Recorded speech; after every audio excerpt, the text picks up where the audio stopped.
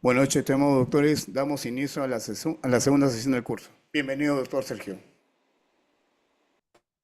Muchísimas gracias, buenas noches con cada uno de ustedes. Un gusto poder saludarlos nuevamente a través de esta plataforma digital y a quienes se están conectando, se vienen conectando y se van a conectar a esta sesión de clase, ¿no? Nos ha tocado en esta ocasión abordar un tema dentro de los márgenes de la realidad diaria, ¿no? Porque es un tema que suele darse.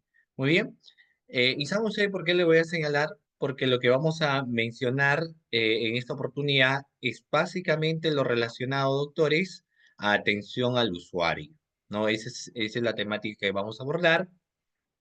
En la sesión de clase del día de ayer hemos hablado de los tópicos de redacción. Ustedes se recuerdan la importancia que era redactar cotidianamente y cómo esto venía a ser todo un plus que debíamos tener nosotros en cuenta, sobre todo para lograr objetivos importantes dentro de lo que cotidianamente solemos desarrollar, ¿no?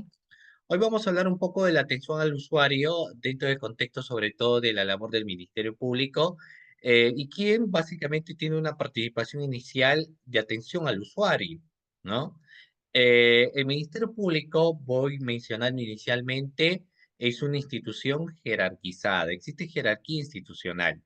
Hay una gran diferencia, lógicamente, entre quienes son funcionarios de una institución del Estado y quienes lógicamente vienen a ser servidores, ¿no? Los funcionarios adoptan decisiones en el marco de sus atribuciones, el funcionario decide qué hacer, por eso es una primera característica, los temas de función, el funcionario decide, toma decisiones.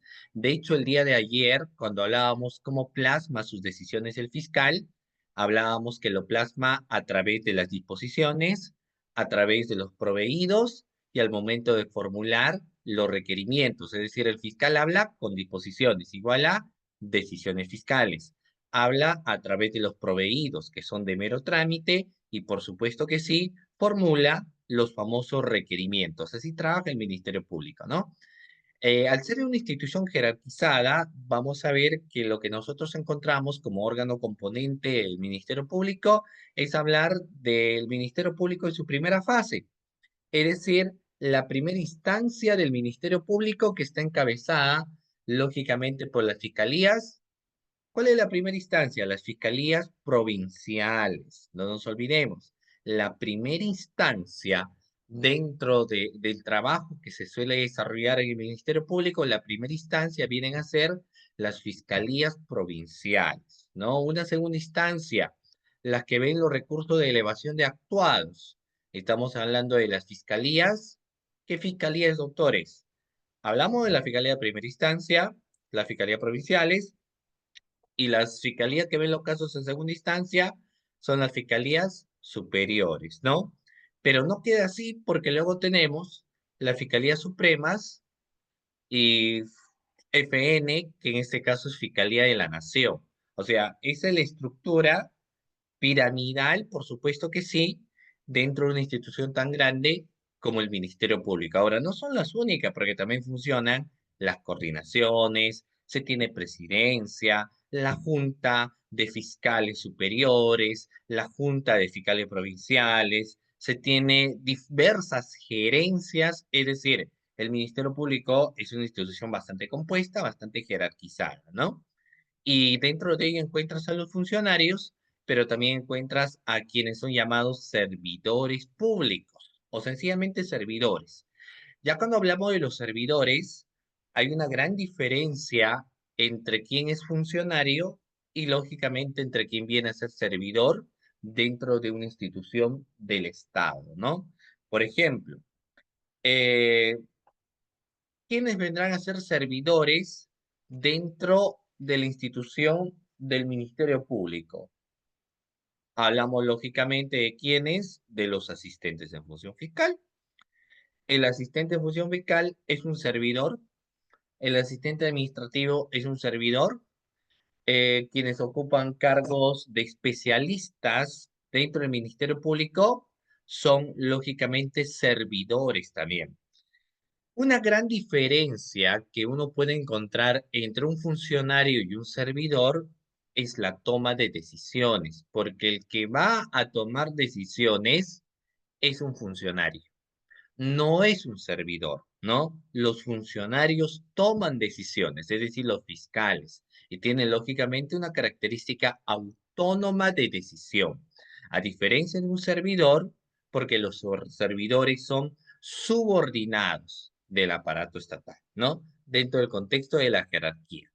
Ahora, eso es a nivel institucional, pero el Ministerio Público como desarrolla una labor de investigación, no al 100% de los casos, porque les digo, tenemos gerencia. Muchas personas quieren trabajar dentro de la institución del Ministerio Público y uno dice, y uno piensa, ¿no?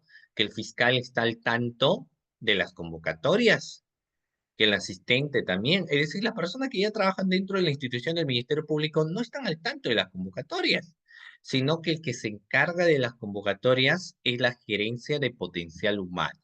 Lo que en el Poder Judicial, por ejemplo, lo conocen como recursos humanos, en el Ministerio Público lo conocen como la Oficina de Potencial Humano. Dicha oficina es la que se encarga de llevar a cabo las convocatorias y todo el proceso de evaluación para quienes postulan a cargo para que adquieran una plaza como 728 o para quienes quieren postular y tener el cargo de contrataciones CAS. Lógicamente, parte también de las áreas necesitadas de personal y se entiende que ahí va a ingresar a tallar la labor de las coordinaciones, ¿no? Sobre todo las coordinaciones vamos a encontrar lógicamente, ¿no? Entonces vamos a hablar, claro, potencial humano es en el caso del Ministerio Público, en el caso de la Fiscalía lo denominan como potencial humano, en el caso del PJ, recursos humanos, ¿no? Es finalmente la misma instancia que se encarga de las convocatorias. Y ahí es donde sí, quien quiere postular a formar parte de una institución tan grande como el Ministerio Público, pues lo que tiene que hacer es visualizar las convocatorias y finalmente ver si cumple o no cumple el perfil. Si cumple el perfil, lógicamente va a postular. En el caso no cumple el perfil, entonces sencillamente no postula, ¿no? Porque ¿qué haces postulando si no cumples el perfil? Bueno, ya luego dentro del Ministerio Público, las coordinaciones desplazan al personal. Ustedes saben que la coordinación nacional, y se encuentran varias coordinaciones nacionales. Puedes tener una coordinación nacional de las fiscalías especializadas en delito de corrupción de funcionarios, una coordinación nacional de la Fiscalía de Crimen Organizado, de lavado de activos, etcétera, ¿no? Entonces tienen las coordinaciones. Las coordinaciones son las que finalmente se encargan de la distribución y ojo, hay que entender que tendría que ser en base al perfil también, ¿no? Mucho cuidado con este tema del cumplimiento del perfil. Si cumples el perfil, se te tendría que desplazar, ¿no? Es decir, hay que respetar los cargos de asistentes administrativos, asistentes de función fiscal.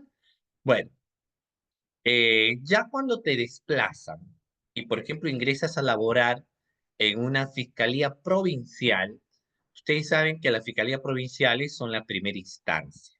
O sea, la que ve en una primera instancia labores de investigación es precisamente la fiscalía, ¿no? O sea, lo que ven doctores, reiteradamente, los casos en primera instancia, vienen a ser doctores la fiscalía provincial. Toda fiscalía provincial ve en primera instancia las investigaciones, encabezado, por supuesto que sí, por el fiscal. Y a estas alturas del partido, pues nosotros sabemos quién finalmente es el titular del ejercicio de la acción penal, ¿no? Claro, pero igual me atrevo de todas maneras a preguntarles a ustedes, porque yo sé que hay personas que todavía desconocen esto. Pero igual yo les lanzo la pregunta. A ver, doctor, doctores, doctora, estudiante de Derecho, ¿a quién se le denomina el titular del ejercicio de la acción penal? A ver, ¿quién viene a ser el titular del ejercicio de la acción penal, doctores?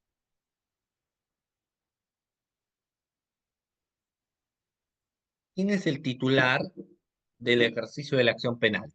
¿El juez, el policía, el abogado defensor, el defensor público? Obviamente, quien asume la titularidad del ejercicio de la acción penal, la defensa de la legalidad, es el Ministerio Público, ¿no? Yo sé que con la modificatoria que ha existido sobre quién actualmente va a estar a cargo de la conducción de la investigación, le han dado pues la facultad a los efectivos policiales. Entonces los policías van a dirigir la investigación de una forma operativa, dice la modificatoria, y el fiscal se encargará de una conducción jurídica, ¿no? Bueno, no voy a ingresar a detallar qué es un direccionamiento del contexto operativo y tampoco jurídico, porque no es la naturaleza de la clase. Entonces, el Ministerio Público, al conducir la investigación, tiene una serie de atribuciones dentro de lo que hemos señalado, por ejemplo, la emisión de disposiciones, requerimientos y proveídos, y el Ministerio Público, el fiscal, se organiza a través de lo que son los despachos fiscales, por ejemplo, ¿no? Pregunta, ¿saben ustedes cómo está compuesto o cómo está formado? Vamos a ver un despacho fiscal. A ver, pregunta a la clase. Vamos, doctores, ¿cómo creen ustedes que está formado un despacho fiscal? A ver, ¿cómo se formó un despacho fiscal? ¿Cómo se encuentra conformada, que en todo caso sería la pregunta, un despacho fiscal? Provincial, porque obviamente existen las fiscalías superiores, las fiscalías supremas y FN. Pero lo que les estoy preguntando ahora es cómo está conformada una fiscalía provincial. A ver, ¿tienen alguna idea? A ver, a los participantes, ¿alguna idea de su formación? Una fiscalía provincial, ¿ah? ¿Cómo está conformada una fiscalía provincial? ¿Ideas? A ver, ¿tenemos alguna idea, doctores, o no? ¿O desconocemos? Conocemos también en el chat ponemos, no conozco, ¿no? Ok. Una fiscalía provincial está conformada por un fiscal provincial, ¿no? Que es el fiscal de despacho. Pero el fiscal de despacho no trabaja solo, sino que el fiscal de despacho trabaja con los fiscales adjuntos, ¿no? Los fiscales adjuntos. Depende del despacho o del tipo de despacho que se ha creado. Puedes tener entre tres adjuntos, cuatro, cinco, seis, o incluso llegando ciertos despachos fiscales a tener sencillamente dos fiscales adjuntos, ¿no? Como le decía, existe una variación dependiendo, lógicamente, de la fiscalía en la cual tú te encuentras, ¿no? Entonces vamos plasmando ello. El fiscal adjunto no trabaja solo, sino que el fiscal adjunto trabaja con alguien que hoy en día se establece, tiene un perfil de fiscal, porque al decir que tiene perfil de fiscal, lo que estamos diciendo es que más adelante se espera de quien ahora es servidor público ocupe el cargo de fiscal. Entonces, ¿de quiénes estamos hablando, doctores? ¿Quién es el brazo derecho? Y no la policía, ¿ah? O sea, yo sé que es una labor operativa de la policía, pero te estoy hablando a nivel de una estructura de jerárquica institucional. Entonces, si yo te hablo de una estructura jerárquica institucional, ¿quién es el brazo derecho de un fiscal? ¿Quién es el brazo derecho de un fiscal, doctores? Y no me vayas a decir el fiscal adjunto provincial. ¿Quién es el brazo derecho? Pues el que tiene perfil de fiscal, es decir, el famoso AFF. Y si yo hablo del AFF, estoy hablando del asistente en función fiscal. El brazo derecho de un fiscal viene a ser, doctores, el asistente en función fiscal. Ese es el brazo derecho, ¿no? Que va a asistir al fiscal en las labores, va a ayudar en los temas de la proyección de disposición de requerimientos subproveídos, con mayor participación, por supuesto que sí, en la elaboración de las providencias, en los oficios, en la elaboración de las cédulas de notificación, de la cédula de citación, pero aquí ingresa lo interesante porque también se va a encargar de la atención al usuario,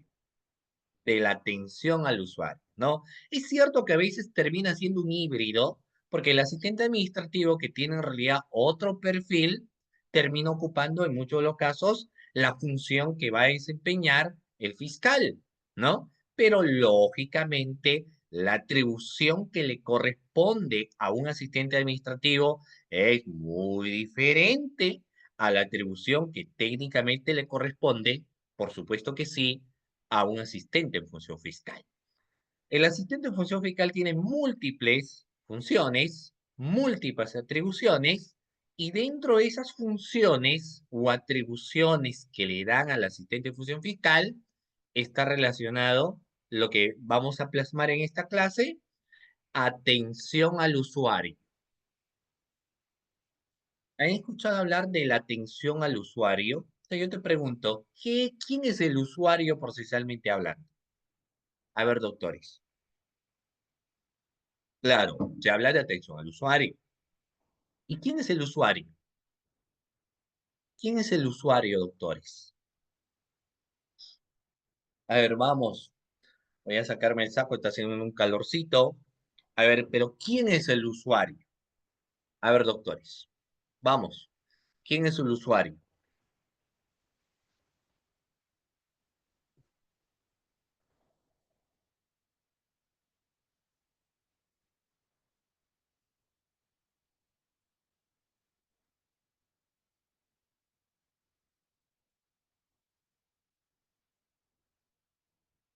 A ver, ahora sí. ¿Quién es el usuario? Ya, muy bien. Claro, en algunos argot dicen el usuario es el cliente y no está mal, ¿no? Es una terminología que es aceptable. Pero en el ámbito procesal, el usuario, doctores, va teniendo otra magnitud. Lógicamente, si yo hablo de usuario, estoy hablando de los sujetos procesales. Los sujetos procesales son los usuarios. El abogado defensor particular es el usuario, el investigado es el usuario, el testigo es el usuario, el denunciante es el usuario. Hasta incluso podría decir cierto personal de la misma institución del Ministerio Público es el usuario, ¿ya? El usuario. Ahora, la pregunta es, ¿y cómo tratar a un usuario? Mira, yo voy a plasmar una interrogante y esto va dirigido, yo sé que en la clase tal vez alguno de ustedes es abogado litigante particular. ¿No? Los abogados litigantes particulares, muchas veces incomprendidos por muchos, los abogados litigantes de a pie, ¿de acuerdo? Vamos a ver, muy bien, hay que tener en cuenta algo bastante interesante. Miren, tengamos en cuenta, ¿ok? Mucha atención. Y esta pregunta va dirigida netamente para quienes son abogados litigantes particulares. ¿Ya? Porque ellos son los llamados a tener que responder lo que yo voy a señalar. Miren, miren, miren lo que yo les voy a decir. Mucha atención con lo que les voy a señalar. Eh, Pregunta, ¿hay abogados litigantes particulares en la clase tal vez? ¿Tenemos o no tenemos abogados litigantes particulares? De hecho, hay más abogados litigantes particulares que personas que trabajan en la fiscalía, que personas que trabajan en el Poder Judicial. ¿No? Entonces, ¿tenemos abogados litigantes o no? Vamos a dirigirnos a los abogados litigantes. Nos dirigimos a los abogados litigantes. Una conversación. Miren, ¿cuántos de los que se dedican al litigio en alguna ocasión han recibido un maltrato verbal, ¿no? Gestual, de demora en atención por parte de cierto personal del Poder Judicial, del Ministerio Público o de cualquier otra institución de la Policía Nacional han recibido un maltrato? Un maltrato. Es decir, un maltrato cuando decimos es, tú te acercas, no te atienden bien, la persona que te atiende sale con una cara catando limón, masticando limón, su tono de hablar agresivo u ofensivo y prácticamente te cierra la puerta en la cara, ¿no?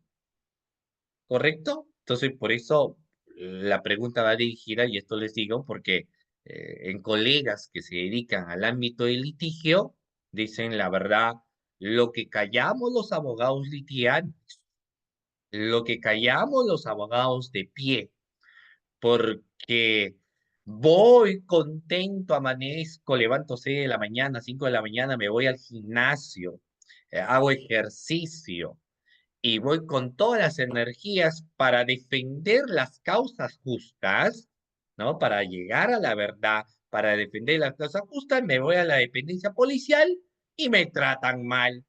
El suboficial de tercera no me responde bien. Me voy al Ministerio Público, sale el asistente en función fiscal y no me da una buena atención. Y cuando quiero decir otra cosa, no lo hace, ¿no? O sea, no me trata bien. Voy al Poder Judicial, no me quiere atender. Estoy haciendo preguntas y me dice, bueno, ya te expliqué. Y estás haciéndole más preguntas, no te presta atención, ¿no? O ahí está el expediente, ahí está la carpeta, haga lo que deseas. Entonces, fíjense ustedes que muchos de los abogados litigantes precisamente se quejan de ese maltrato, ¿no? Entonces, estará existiendo. Fíjense ustedes, vamos a ver a, a una parte del usuario que vienen a ser precisamente los abogados litigantes, ¿no? El maltrato al abogado litigante, digamos. Dos, el investigado. Entonces, el investigado pregunta de pregrado. Doctores, para que el investigado concurra a sede del Ministerio Público, ¿no? O a cualquier sede, necesita ir con la compañía de un abogado o solo puede ir, doctores. O necesita necesariamente la compañía de un abogado, que el abogado esté presente. Entonces, si el investigado, y voy a hacer preguntas básicas, ¿el investigado por sí solo puede hacer lectura de la carpeta? Solo, ¿ah? El abogado por sí solo puede hacer lectura de la carpeta o necesariamente tiene que estar el abogado litigante. O solo puede hacer lectura de la carpeta. Solo puede hacer lectura de la carpeta, ¿correcto? O necesita la presencia de doctor del abogado litigante. No, solo puede hacer lectura de la carpeta. El investigado puede conferenciar con el fiscal o necesite que esté presente su abogado. No, no. El abogado por sí solo puede presentar escritos aportando elementos de convicción al fiscal? Por supuesto que sí, es el investigado, señor, es el sujeto procesal más interesado. Entonces el investigado, imagínese que le traten mal y le digan, necesitas un abogado, a ti no te vamos a dar información, etcétera, no te atendemos, quiero conversar, no converses, ven mañana, porque también incluso si somos un poco más rigurosos, el contexto de maltrato puede estar relacionado al hecho, felizmente hoy se tienen las copias digitalizadas, ¿no? Felizmente se tienen las copias que te pueden expedir de una forma diferente, pero ¿qué sucede si tú tenías que recoger tus copias simples? Entonces, presentabas tu escrito el día lunes y concurrías el jueves, porque se entiende que lo tienen que proveer ya el escrito. Entonces, concurrías para recoger tus copias y te decían, no están tus copias. ¿Y cuándo regreso? Regresas el lunes, por favor. El lunes iban a estar mis copias, ese día sí te entregamos todas tus copias. Y regresas el lunes. Y el lunes, adivina, ¿están listas tus copias o no? El lunes no están listas tus copias. Entonces tú te invertiste tiempo, hay que respetar el tiempo de las personas. Invertiste tiempo, vas y te dicen que no hay tu copia. No existe tu copia. ¿Y cuándo estará? Va a estar el miércoles. Concurre el miércoles, no hay. ¿Cuándo va a estar la próxima semana? Es decir, te pasean y no te entregan las copias. ¿Estará existiendo una buena atención al usuario? Llamas a las centrales telefónicas. PJ, MP, dependencia policial. Llamas, llamas y llamas. ¿Te contestan? ¿No te contestan? ¿Qué sucede? Si no te contestan, ¿estará existiendo una buena atención al usuario? Es como si tú quieras llamar a un teléfono, algún central de ayuda, a emergencias, a la PNP, a los bomberos, y no te responden. Entonces la pregunta es, ¿estará existiendo una buena atención al usuario? No, pues, ¿cierto? Entonces, uno dice, está ocupado, y las cosas como son. Es cierto que es una realidad porque siempre se ha discutido esa pugna de lucha entre un principio tan importante como viene a ser la celeridad procesal. Se saben que existe ese principio y es el principio de celeridad procesal con la carga laboral, ¿no? Entonces, miren, yo tengo celeridad y tengo carga laboral, pero ¿es la culpa del abogado litigante la carga laboral? ¿Es la culpa del testigo la carga laboral? ¿Es la culpa del investigado la carga laboral? No, entonces no es mi culpa.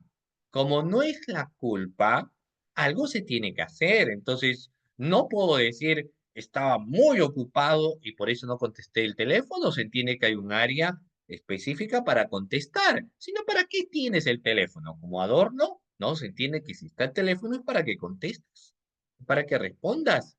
Esa es la atención al usuario. Y así podemos hablar toda la santa clase de los contextos de la atención al usuario. Ahora, pero bueno, vamos a ver que ese es un tópico en el cual yo he hablado sobre los usuarios. Ahora, hablemos pues también a la inversa. Hablemos a la inversa, doctores, porque yo sé que muchos, sobre todo los que se dedican al litigio, dicen, sí, tienes toda la razón, nos maltratan, nos tratan mal en la dependencia policial, nos tratan mal en la fiscalía, nos tratan mal en el Poder Judicial, en la Defensoría del Pueblo, nos tratan mal. Ya cada uno de los abogados litigantes ven, lógicamente, su realidad y son los que directos testigos de saber qué cosas o circunstancias finalmente les ha pasado. Pero vayamos al otro contexto, vayamos, por ejemplo, a quienes están dentro del Poder Judicial, a quienes están dentro del Ministerio Público. Doctores, existen usuarios que no respetan al asistente en función fiscal. Llegan y dicen, yo quiero hablar con el fiscal. Yo no quiero hablar con el asistente. Poco más. Pareciera que estén diciendo, no quiero hablar con el payaso, quiero hablar con el dueño del circo. ¿No? Yo no quiero hablar contigo. Tú no conoces. ¿Tú qué eres? ¿El asistente nada más? ¿Tú qué sabes? Asistes nada más. Yo quiero hablar con el fiscal. Entonces estamos hablando a la inversa. De quien viene, ¿no? De quien viene con otros aires. ¿Correcto? O quien viene ya grabando. Entonces él va, dice, voy a la diligencia, pero la voy grabando a la diligencia. A ver, el asistente lo grabo. Voy a grabarlo al asistente, voy a grabarlo al fiscal, voy a grabarlo. O tienes al testigo que viene renegando, ¿no? Porque el testigo viene, porque ahí tenemos la otra moneda, que tienes también a los abogados litigantes particulares, que todo dicen, te voy a quejar, no me están atendiendo bien, te voy a quejar. ¿No? A la Autoridad Nacional de Control. Te voy a denunciar. Todo lo ven denuncia. Huela la mosca y hay que denunciar a la mosca, ¿no? Entonces tienes también a ellos. Tienes a quienes te quieren grabar, quienes son irrespetuosos, quienes vienen coléricos, quienes son testigos y saben que no son sujetos procesales, pero quieren saber por qué no la han juntado y el testigo llama y dice, me han citado para declarar como testigo y yo no sé sobre qué voy a declarar, qué han creído ustedes, ¿no? Entonces va, explícame, exige. Entonces, ¿a quién le tiene que atender todo esto? El asistente de función fiscal, porque hay cada persona. Viene el imputado que quiere quejar a todo el mundo, que quiere denunciarlo. Viene el abogado que dice, no, ¿cómo es posible? Ustedes hacen un abuso, etcétera. No está bien lo que están haciendo, ¿no? Entonces, tienes a cada persona. Y el gran punto en la atención al usuario, más al margen que yo te digo, ¿no? Porque hay que saber atender, pero también hay cada usuario. Acá no estamos como en el restaurante, ¿no? Porque cuando uno va en el restaurante, por ejemplo, ¿quién tiene siempre la razón? Doctores, ¿quién siempre tiene la razón cuando uno va y es comensal, por ejemplo? ¿No? ¿No se dice que acaso que el cliente siempre es el que tiene la razón? ¿No? Él dice, no, pero finalmente es el que está aportando pues el dinero, nos está comprando el producto, entonces no te olvides que el cliente siempre tiene la razón, no te olvides. Ya, lo mismo se aplica en el día a día en el ámbito procesal, o sea, en el ámbito procesal voy a decir, el usuario tiene la razón, entonces, y hay cada caso, mira, luego para conceptualizar algunas cuestiones, te voy a plantear. Mira, un abogado viene y dice, yo soy abogado, quiero hacer lectura de la carpeta. Pregunta, para que el abogado, ya dentro del proceso, no en una situación de flagrancia, dentro del proceso, para que haga lectura de la carpeta, ¿qué necesita el abogado? Porque tú vas a atender al abogado. Tu usuario, tu asistente administrativo, tu asistente de función fiscal o tu fiscal que te han designado. Pero ¿qué necesita? Porque el abogado viene muy bien, porque aparte el abogado dicta curso, dicta clase, etcétera. Entonces dice, yo quiero hacer lectura de la carpeta. Entonces tú le vas a decir, y te habla pues con voz empoderada, quiero hacer lectura de la carpeta o si no te quejo. Entonces le vas a decir, pasa adelante, por favor, abogado, tome asiento. ¿Qué se necesita? ¿Qué se necesita? ¿No? Para hacer lectura de la carpeta. ¿Qué se necesita para hacer lectura de la carpeta? O es que el abogado viene y le vas a decir, toma asiento, ya ahorita le traigo su carpetita, doctor, no se preocupe, más bien, perdone usted. ¿Qué se necesita? Un escrito, el escrito de, el escrito de apersonamiento. El abogado ha presentado el escrito de apersonamiento, pero no ha consignado firma del investigado. O sea, el abogado dice, doctor o señor abogado, como quieres llamarlo. Señor abogado, ¿usted ha presentado su escrito de apersonamiento? El abogado te dice, sí, aquí está mi escrito de apersonamiento. Ya, y tú revisas y dices, ya, ¿cuándo lo he ingresado? Lo he ingresado hoy por mesa de parte y ahorita estoy viniendo para hacer lectura de la carpeta fiscal. Entonces tú ves el escrito y el escrito dice, ¿no? Abogado tal, correquito del Colegio de Abogados tal, casilla electrónica tal, etcétera. Se apersona el proceso como abogado del investigado fulanito de tal. Pero en ninguna parte del escrito está la firma del investigado. Pero el abogado te dice, aquí está mi escrito de apersonamiento. Quiero hacer lectura de la carpeta. Tráeme la carpeta de una vez. Te pregunto, ¿le hace lectura de la carpeta o no? ¿Le entregas o no?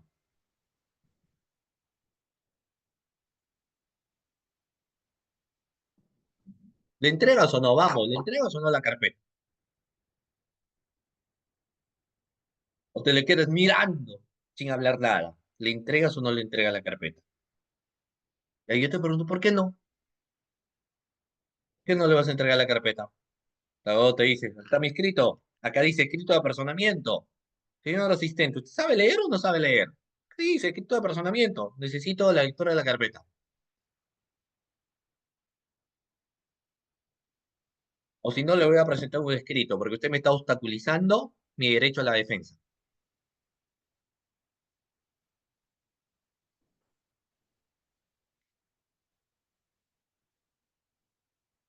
Ya, tú le respondes. Lo que pasa, doctor, es que no está la firma del procesado. ¿Ya? Y el abogado te dice, ¿y la base legal? ¿Usted no sabe que la Constitución política establece que del acceso a la justicia? ¿Usted no sabe que te habla, al marco constitucional, te habla del acceso a la justicia? Usted está obstaculizando mi acceso a la justicia. Acá le estoy presentando mi escrito de apersonamiento. Usted no quiere. ¿Cuál es la base legal? ¿Tiene base legal o no?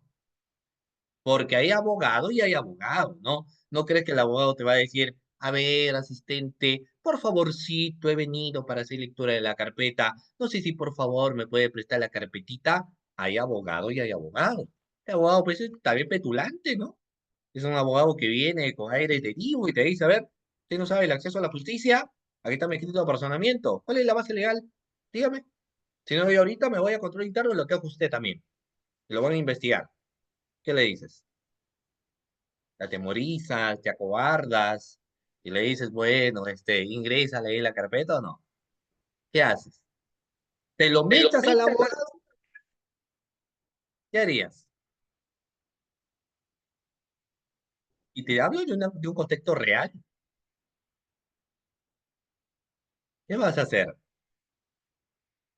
Por eso es que es importante que conozcas la ley, pues, que conozcas la norma. Si tú no conoces la ley, si no conoces el Código Procesal Penal, ¿qué le vas a decir al abogado? Ah, no, doctor, disculpe usted, es cierto, no, porque hay cada situación. Lo cierto es que el Código Procesal Penal establece, ¿no? Y claro, usted le va a decir, doctor, usted más que yo tendría que saber, porque usted es abogado, que para que se apersone cuando nos hable el Código Procesal Penal en el marco de los sujetos procesales, necesariamente esto tiene que tener la firma de quién, del investigado. Así que yo no le voy a dar la carpeta fiscal, o mejor dicho, no es que no le voy a dar, no va a tener acceso a la carpeta fiscal hasta que presente el escrito como tiene que ser, ¿no? Claro, porque no está la firma de quién. No está la firma de el investigado. Si el investigado está, es porque en realidad técnicamente quien se apersona es el investigado y el investigado es quien designa abogado. Pero ahora yo te pongo otro caso. ¿Y qué pasa si la persona está detenida? La persona está detenida, la han detenido en una situación de flagrancia, lo tiene la dependencia policial y te llama un familiar. El familiar te dice, doctor, acaban de detener a mi hermano, dice, por comercialización de droga. Entonces tú te pones el saco, vas al lugar y dices, bueno, voy a conferenciar con el detenido, yo soy su abogado. Y el efectivo policial o el fiscal te dice, no, no, no, presente primero su escrito de apersonamiento. ¿Ese es válido? O sea, yo tengo que presentar mi escrito de apersonamiento. Está detenido. O sea, yo tengo por mi escrito de apersonamiento y decirle, yo me estoy apersonando al proceso. ¿Qué opinas de quién te lo pide? Te dice, no, yo para atenderte primero tu escrito de apersonamiento. Aplica lo que siempre te digo, base legal. ¿Tienes base legal? Dime la base legal. ¿Tienes o no tienes? Porque más bien, si, más uno, si tú estás pidiendo algo que no dice el Código Procesal Penal, hay un desconocimiento de la norma, no conoce tu norma. Y si no conoces tu norma, no sé qué haces en ese cargo. Y el desconocimiento de la norma y procedimiento administrativo. Estás haciendo una cosa que no es, sin perjuicio de que me estás obstaculizando el derecho de la defensa y tendré que tomar las atribuciones correspondientes. Porque si es en el caso una detención en flagrante delito, no necesito, no necesito de ningún escrito. Eso sí, necesito más bien conferenciar con mi investigado. Y el investigado si me acepta como abogado, pues claro, ¿se dan cuenta? Muy bien, otro aspecto, ¿no? Otro aspecto. Mira que les estoy señalando algunas cuestiones del día a día, porque no solamente vamos con el famoso testigo. ¿Quién es un testigo? Doctores, un testigo es una persona que estuvo presente al momento de la comisión de un hecho delictuoso, ¿no? Ese es el testigo, ¿no? Una persona que lógicamente no es investigado, no está siendo sometido al proceso de investigación, pero estuvo presente en la realización de un hecho criminal o tiene información de determinado suceso. Pero, ¿qué pasaría si, y tal vez en algún momento a ti te han citado en el Ministerio Público y cuando a ti te convocan como testigo, ¿qué es lo que llega en la cédula? Por lo general, dice, se le cita a Pablito, a Ricardo Palacios, lo que fuese, se programa la declaración de Pablito para el viernes 14 de febrero a las 7 de la tarde. Y lo pone a las 4 de la tarde, coma, bajo apercibimiento de ordenar su conducción compulsiva en caso de inasistencia injustificada. Entonces tú como testigo lees y solo te están citando o solo te están señalando la fecha y hora de tu declaración. Nada más. ¿Qué haces? ¿Necesitas o no necesitas saber sobre qué vas a declarar? Hay otra pregunta. ¿Necesitas o no necesitas saber sobre qué vas a declarar? Acá en la citación, en la cédula de citación que te acaba de llegar, dice, se programa tu declaración testimonial para el 14 de febrero a las 7 de la noche, bajo responsabilidad, no, bajo apercibimiento de ordenar tu conducción compulsiva en caso usted, señor, no asista.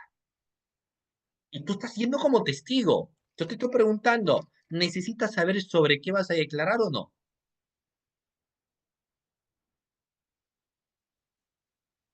¿Necesitas o no necesitas saber sobre qué vas a declarar? Claro, sí necesitas saber. Hombre. Necesito saber sobre qué voy a rendir mi declaración, señor. Yo quiero saber sobre qué voy a declarar. Entonces, claro, muchas veces el testigo dice, ¿quién ha sido el inteligente que me ha programado mi citación? Para empezar, ¿de dónde viene? Del Ministerio Público, la Fiscalía, cierto. ¿Y para qué me están citando? Para declarar el 14 de febrero. ¿Sobre qué? No dice. Entonces, el testigo, porque hay testigos y testigos, dice, ¿qué se han creído? A ver, dice número. Ahorita lo llamo. Llaman, tin, tin, tin, tin, tin, tin, tin, ¿no? Y empieza a llamar y dice, conteste el asistente en función fiscal. Y el asistente en función fiscal dice, aló, buenas tardes, Fiscalía Especializada, por ejemplo, en delito de corrupción de funcionarios. Y el testigo dice, pero me ha llegado una citación. ¿Y cómo es posible que no me ha juntado nada? No está mal, ustedes siempre la fiscalía hace lo que le da la gana. Entonces ustedes me están programando por una declaración y ni siquiera sé sobre qué voy a declarar. ¿Cómo es posible? A ver, entonces le estás explicando y te dice, a ver, pero un momentito, necesito saber, porque yo voy a presentar mi queja. Voy a presentar mi queja contra el fiscal y necesito saber usted su nombre. Dígame su nombre usted ahorita, lo voy a anotar y quiero que me digan inmediatamente por qué no me han señalado sobre qué voy a declarar. Ahora, ¿tú qué le respondes? ¿Qué le dices? Porque te está llamando alterado, te está llamando furioso, porque claro, él dice, ¿cómo voy a declarar sobre algo que no me han, que ni siquiera yo sé sobre qué voy a declarar? ¿Qué le respondes? Tú estás en el teléfono, él es el usuario. ¿Qué le dices? Le cortas y le dices, no te escucho, aló, y lo cortas. ¿O qué haces?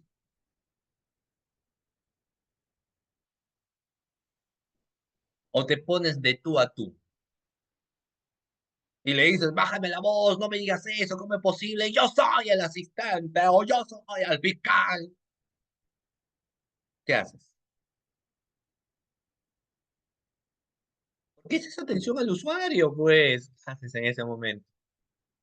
Y ese, le vuelves a notificar y le dices, disculpa, porque la persona que te llama no te dice, la persona que te llama te dice que te va a denunciar en la fiscalía, te va a denunciar al Poder Judicial, en la policía, en la Corte Interamericana y no va a parar hasta que te sentencien a la pena de muerte. Porque ustedes sabrán, ¿no? Quienes trabajan en atención al usuario, o sea, quienes trabajan dentro de las instituciones, el que te llama te dice de la A hasta la Z, ¿no? Te va a presentar todas las denuncias posibles, ¿o no? Y tú lo vas a atender. Ahora, ¿qué vas a hacer? ¿Te vas a poner boca a boca con él? ¿No? ¿Te vas a poner boca a boca con él y le vas a decir esto, lo otro, etcétera? Ahí ingresa, pues, ¿no? El tema de explicarle. O sea, de explicarle por teléfono y preguntarle algo que es bastante sencillo y no pierde. Pregúntale al testigo, porque lo que tú vas a hacer como atención al usuario es orientarle. Tu obligación es orientarle, no es discutir con él. Tu obligación es orientarle. Y preguntarle algo bastante crucial, preguntarle si es o no es abogado. Esa es una pregunta básica, ¿no? A ver, señor Juan, ¿usted es abogado? Y uno dice, pero ¿por qué le tengo que preguntar si es abogado o no es abogado? Porque si es abogado, le vas a decir, usted más que nadie como abogado sabe, a pesar que tú ya te has dado cuenta que por su comportamiento ese abogado está más perdido que Marco buscando a su mamá. Es decir, no sabe, pues, no sabe. No le vas a decir usted no sabe. Entonces le dice, usted más que nadie, doctor, sabe, ¿no? Usted sabe, doctor. Ya. Y si no es abogado, bueno, le voy a explicar para que entienda. Porque, claro, si es un testigo que no es abogado, entonces lógicamente hay que explicarle que de acuerdo al Código Procesal Penal existe reserva de la investigación y él no es sujeto procesal, por ende no se le puede revelar la información. Pero porque la declaración tiene que ser espontánea y de todo y cuanto se recuerda. Y el día de su declaración, previo a la misma, si se le va a señalar el motivo del por qué va a declarar, por qué se le ha convocado y sobre qué va a ser su declaración, porque precisamente la naturaleza es que sea espontánea. Ahora, si es abogado, usted, doctor, ya sabe que la declaración es reservada, que es espontánea, ¿no? Que no se le puede dar información y que lo plasma el Código Procesal Penal. Pero como el abogado no sabe, te va a decir, ah, sí, pero no debe ser así, pues, no debe ser así, deben informar. Pero y ese es tu criterio, pues, claro, no le vas a decir eso, ¿no? Ese es tu criterio. Pero ya te das cuenta que ese abogado no sabe, pues, porque te está peticionando eso. Entonces, lógicamente, hay que saber manejar la situación. Ahora, hay casos y casos, porque a veces, miren, a veces el abogado o el imputado o lo que fuese se fue al Ministerio Público, por ejemplo, sede Lima Sur, y el asistente le trató mal. O sea, salió renegando. Se fue a la dependencia policial y en la dependencia policial lo trataron mal. Para variar, le chocaron su coche. Para variar, uno de sus clientes no le ha pagado, ¿no? O sea, está llegando furioso, molesto. Y encima tú como asistente no la has notificado bien, porque él se ha personado al proceso, ha presentado su escrito de apersonamiento, ha señalado su domicilio procesal y tú has notificado el domicilio real. O sea, ese abogado está furioso, aparte de todo lo que ya viene, ¿no? Y tú lo vas a tener que atender. ¿Qué haces? ¿Qué haces? Y a alguien dice, para variar le pusieron los cuernos y tú vas a atender pues a ese usuario furioso. Claro, hay que saber manejar, ahí uno tiene que, porque lamentablemente no existen pues, cursos de atención al usuario. En el caso administrativo sí lo enseñan, ¿no? Pero ahí son circunstancias en las cuales uno tiene que tener manejo de emociones, manejo de circunstancias, ¿no? Y el manejo de emociones, manejo de circunstancias, el saber escuchar, el saber plantarte, es interesante porque si esta persona viene con esta idea, entonces tú escuchas, lo escuchas, no lo cortas. Porque si lo cortas, lo enfureces más. Ahora, yo sé que hay un problema porque tal vez estás en una declaración, entonces tendrías que explicar la situación, etcétera, ¿no? Que no se le puede atender. Pero si no lo escuchas, ¿no? Y seguramente te va a contar, me han tratado así, etcétera, etcétera, y ahora no, no es que vas a hacer un tema de psicólogo, ¿no? Pero hay muchos que lo que quieren es que lo escuches, porque tal vez nadie los escucha ni en su casa. Entonces tú lo escuchas y te dice esto, que tal cosa ha pasado, y bueno, después de que se ha desfogado, le explicas, pues, ¿no? Entonces esa persona ya más calmada se termina yendo, porque le has explicado. Le has explicado, esto es así, lo otro, etcétera. Entonces trabaja de esta forma porque esa es una atención al usuario. Pero si tú te pechas con él, entonces ambos terminan discutiendo, ¿no? Entonces hay que saber manejar la circunstancia. Porque también hay una carga que tienes, ¿no? Dentro del Ministerio Público. Tu asistente tiene que notificar, sacar copia, te están llamando, tiene que rellenar cuadros, ¿no? Tienes que proyectar. Y encima viene este abogado molesto. Entonces, no, no estoy acá para estar escuchándolo, es cierto, pero hay que saber manejar. Por lo menos escucha 2 minutos y luego ya le señalas, pues, ¿no? Claro, porque como toda persona, primero lo que quiere es que lo escuchen y después lo resuelves. Resuelve la situación, bueno, se le va a volver a notificar, ¿no? Va a haber una nueva reprogramación, etcétera, ¿no? Y que lógicamente tú no tienes por qué explicarle qué es lo que tiene que hacer él, porque se entiende que ella es abogado. Pero como le decía, hay muchos que ni saben, no saben ni dónde están parados. Entonces, bueno, habrá, no es que le vas a dar una orientación, pero le dirás que tiene las facultades, ¿no? En base a lo que se entiende, que usted ya conoce como abogado, de lo que tendría que realizar y se va a responder por escrito, ¿no? Entonces hay que manejar circunstancias, ya hay que manejar circunstancias, ¿ok? Muy bien. Bueno, sigamos. Entonces, cuando nos habla de atención al usuario, muy bien, esto está relacionado al enfoque incluso de imagen institucional. Está relacionado, doctores, al enfoque de imagen institucional, ¿ok? Es decir, guarda mucha relación en el hecho de decir estoy ante una institución que me siento atendido. Y el Ministerio Público es el defensor de la legalidad, defensor de la sociedad. Y eso significa que los jueces, los funcionarios, que los fiscales, asistentes de función fiscal o asistentes administrativos deben dar muy buena atención a los usuarios, al denunciante, etcétera. ¿Ya? Bueno, luego voy a seguir detallándoles algunos ejemplos. Eso nos llama atención al usuario, ¿no? ¿Cómo debe ser la atención en cada caso? Hablo de los denunciantes. Mire, vamos a ver, hay que explicar a los denunciantes. Mire, eh,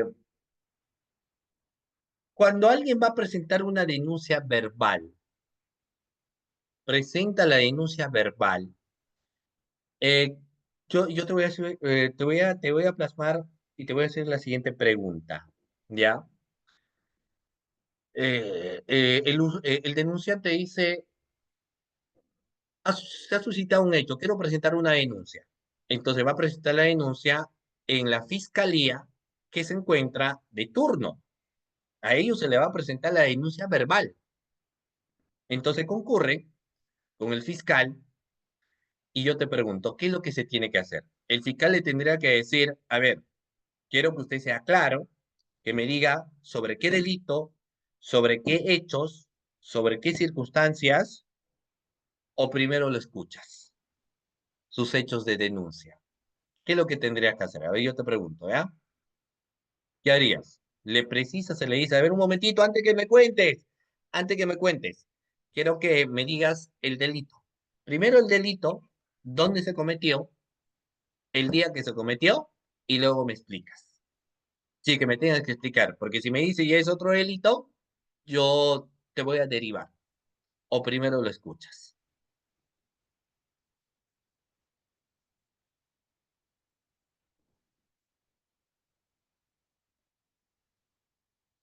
Ya, claro, la regla esencial, por lógica, es que lo que primero tendría que hacer es escuchar. Lo primero tendría que hacer es escuchar qué te dice. Ahora, otros llegan diciéndote ya, estoy viniendo aquí por última vez, porque ya estoy harto. Ya denuncié al policía porque fui al policía a presentar mi denuncia, lo aceptó, pero luego concurrí y no lo derivaron, creo, a la fiscalía. He denunciado ya al policía, ¿no? Luego él presentó mi denuncia al Poder Judicial y el juez no hizo nada. Así que ya he denunciado también al juez. ¿Ya? Luego lo he presentado en otro lugar al fiscal y el fiscal tampoco me dijo que no era competente, ya le he denunciado. Y ahora estoy viniendo acá para que asienten mi denuncia. O sea, ese usuario, el denunciante ya te dijo, que ha denunciado a medio mundo porque no le han aceptado su denuncia. Y al final se entiende que si tú no lo aceptes, a ti te van a denunciar, ¿no? Pero cuando te empieza a narrar pues, cosas que no tienen sentido, cosas que no son delito. Me ha mirado feo, parece que esta persona es tal, y yo quiero que ustedes mismos ahora vayan a ese lugar porque ahí hay una red criminal. ¿Tiene algún indicio, algo que haga evidencia que hay una red criminal? No, pero ahí en esa institución se sabe, todo el mundo sabe que es una red criminal. Y yo lo voy diciendo, pero nadie me hace caso. Entonces, la pregunta es, ¿qué harías? ¿Cómo le explicas que no le vas a aceptar su denuncia? Porque esa persona lo que quiere es que en ese momento mismo vaya al fiscal y vea esos hechos, porque según él se está traficando influencias, según él hay una red criminal, y cuando le dices, pero algún indicio o algo, te dice, no, no, no, pero se sabe todo el mundo. Me han contado, ¿qué haces? Claro, tú le dices, ¿tiene alguna grabación, tiene alguna foto y evidencia? Y él te dice, no, pero es un chamba de ustedes, pues. Si yo no te voy a traer las pruebas, ustedes tienen que buscar las pruebas. Yo te estoy diciendo que hay una red criminal y que ya esa red criminal lo he intentado denunciar a la policía y he denunciado al comandante y todo. Ahí está mi escrito que ya presenté mi denuncia.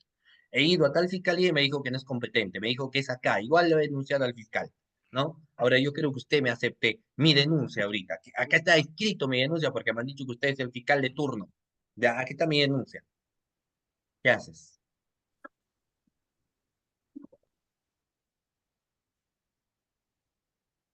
Fíjense que son cuestiones que uno tiene que manejar, ¿no? Yo te estoy poniendo un caso real, porque lógicamente si te está diciendo algo que te dé sentido, tendría que explicarle. Tendría que saber qué alternativas él tiene. ¿No? Porque si él, en todo caso, si te explica, por ejemplo, que es una denuncia que tiene que presentarlo en ese momento, pues lógicamente no va a poder ser posible. ¿Y por qué no va a poder ser posible? Porque cuando uno se encuentra de turno, es para desarrollar un operativo. Tendrías que explicarle dentro del marco procesal, ¿no? Dentro del marco procesal, si hay una situación en la cual algún funcionario de esa institución te ha solicitado dinero y ha quedado con tu persona a encontrarse más tarde y se tiene alguna evidencia, algún detalle de lo que está señalando, entonces se va a armar el operativo para dar con su paradero y por supuesto que sí, proceder con su detención, ¿no? Si no, no se puede hacer más. Sin embargo, usted puede presentar por escrito su denuncia, ¿no? Señalando esos detalles y ya pues va a corresponder al fiscal que le toca aperturar posiblemente su investigación. Ya va a depender de su criterio y ahí ya se va a desarrollar la investigación. Entonces tendrías que explicarle. Claro, tendrías que explicarle, más que una aplicación es una orientación al usuario, ¿no? Ahora, yo estoy seguro que hay otros que no entienden, dice, pero ¿por qué no me pueden aceptar ahorita? Si no me han aceptado allá, etcétera. Vas a tener que explicarle, ¿no? Que no se puede, ¿ya? Y muchos se van descontentos, ¿no? Porque piensan que igual tenías que haber aceptado su denuncia, pero ¿cómo vas a aceptar la denuncia si las denuncias verbales son para formar lógicamente un posible operativo? Claro, ya, todas esas cuestiones son importantes que debemos tener en cuenta, ¿ya? Es decir, evitar llegar a una confrontación o a una malcriadez con el usuario, con el abogado, con el testigo, etcétera, ¿no? Si no maneja la situación, porque eso es una cuestión de argumentos.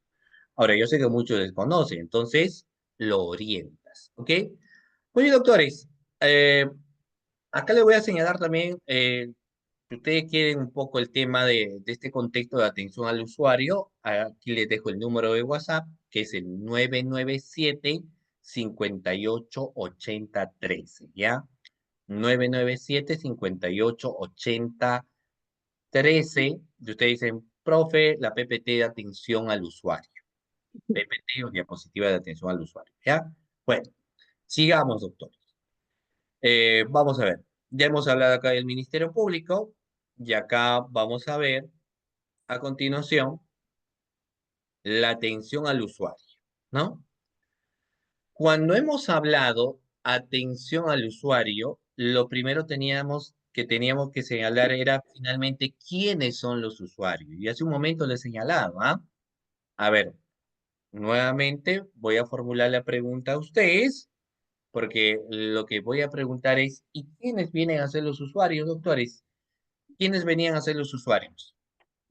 A ver, hace poco lo he señalado, ¿ah? ¿Quiénes venían a ser los usuarios?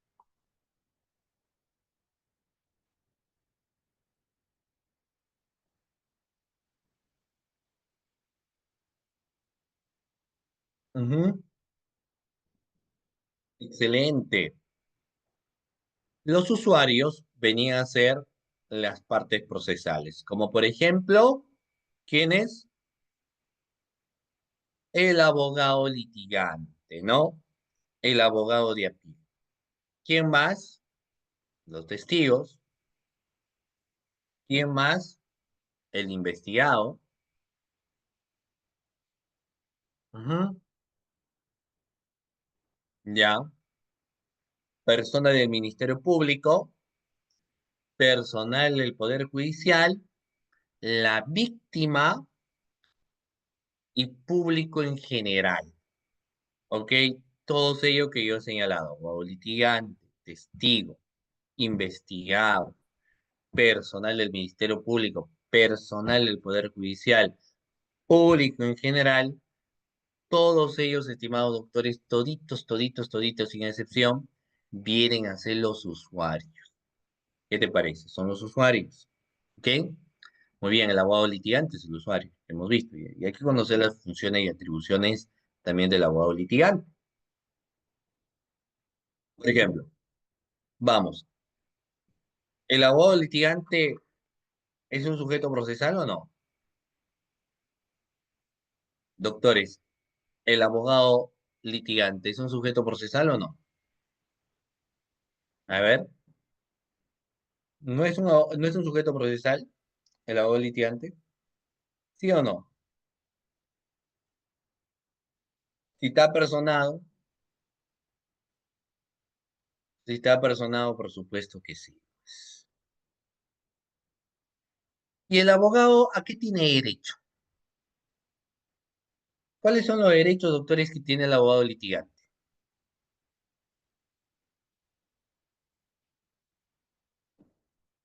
¿Cuáles son los derechos que tiene el abogado litigante? A ver, tiene derecho a la lectura de carpetas, lectura de expedientes.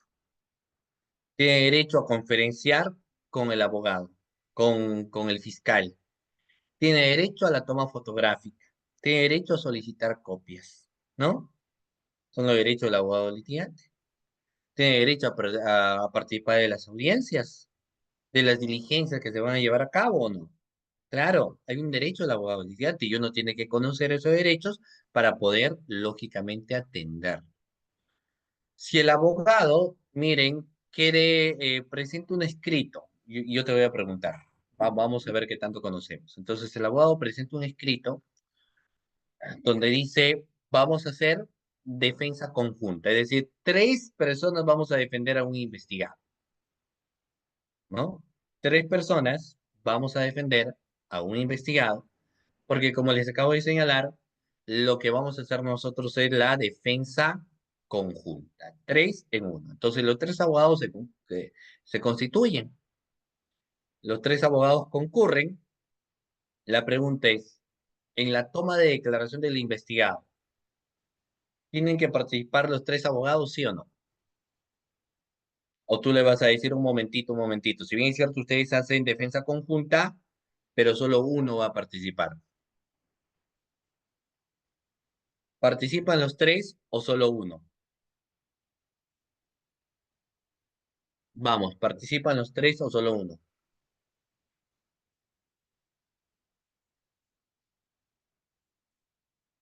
Ya, y aquí volvemos a lo que yo les he estado señalando. Siempre yo les dije, ¿y tu base legal? ¿Y dónde está la base legal que dice que no pueden participar? ¿O no? Claro, entonces ahí lo que no está, este no es audiencia, pues de juicio, ¿no? En la audiencia de juicio sí se establece que tiene que haber un solo abogado y que los demás podrían ser interconsultas. Pero en el caso de una declaración, no te establece, no te señala.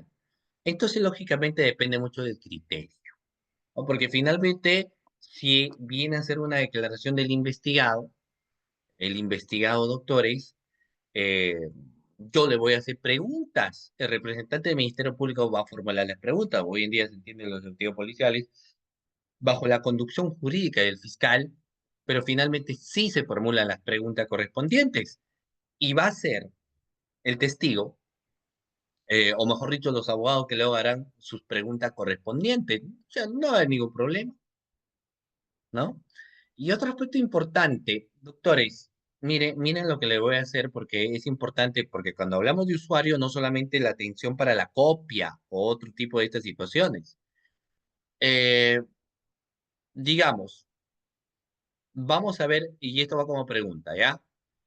Eh, vamos a ver, y el abogado podría hacer objeciones en las declaraciones testimoniales, o perdón, objeciones en una declaración indagatoria. ¿Podría objetar o no las preguntas del fiscal? ¿Es posible que objete las preguntas del fiscal en la toma de declaración indagatoria? Depende, ¿no? Porque la consonancia es distinta. Obviamente, toda pregunta tiene que guardar mucha congruencia, toda pregunta tiene que guardar mucha relación con el objeto de lo que yo estoy investigando. Entonces, sí puedo objetar. Y quien hace las preguntas tendría que saber que va a existir ciertas preguntas que se van a formular, que lógicamente son muy posibles que puedan ser objetadas, ¿no? Por el lado del litigante. Último, para luego pasar con el testigo.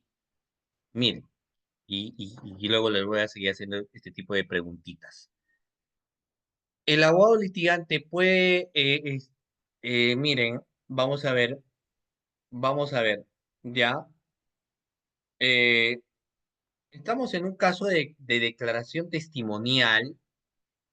Y en este caso, oh, perdón, de declaración indagatoria, porque hay tres investigados y en la declaración de uno de los investigados concurren los otros dos. Ya tengo una declaración de un investigado y concurren los dos abogados de los otros dos investigados a participar también.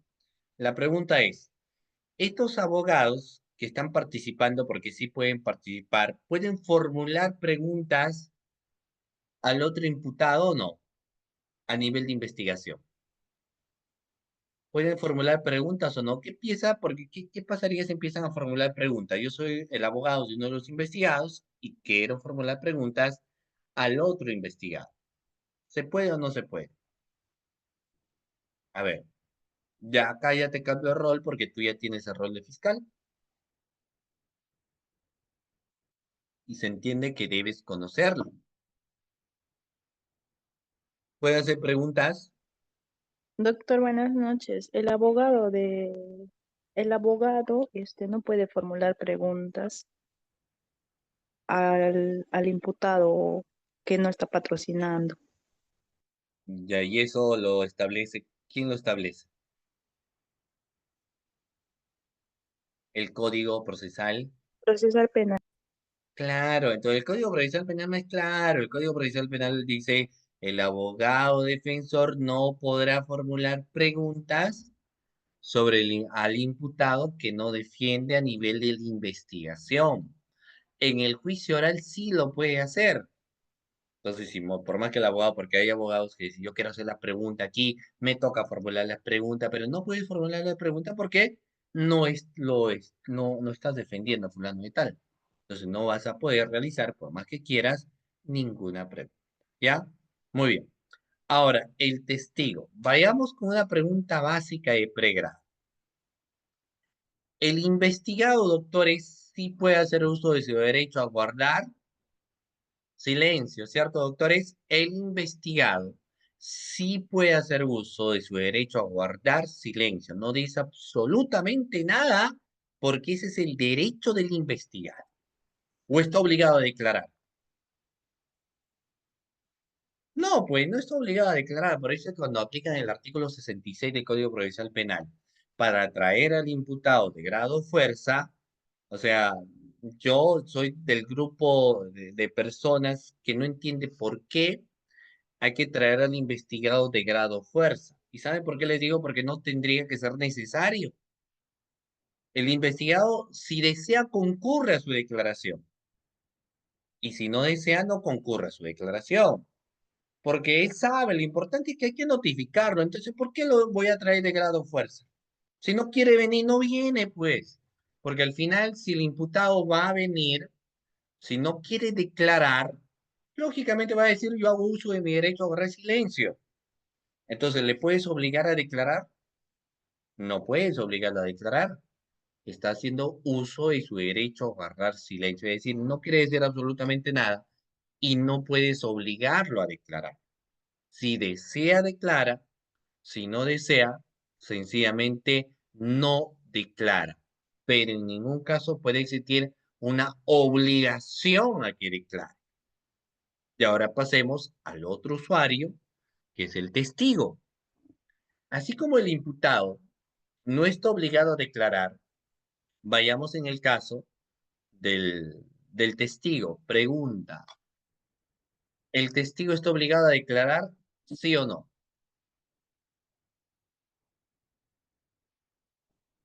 Vamos, doctores, con el testigo. ¿El testigo está obligado a declarar, sí o no? Ojo con lo que estoy preguntando. ¿El testigo está o no está obligado a declarar? Obligado, digo. ¿Está obligado o no está obligado a declarar, doctores, el testigo?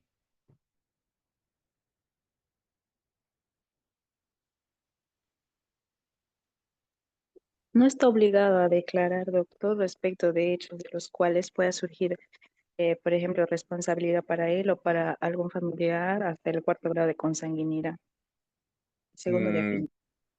ya, muy bien. A ver, porque por ahí yo siento que algunos me dicen si está obligado. ¿Y de dónde sacas que sí está obligado a declarar, por ejemplo? ¿De dónde?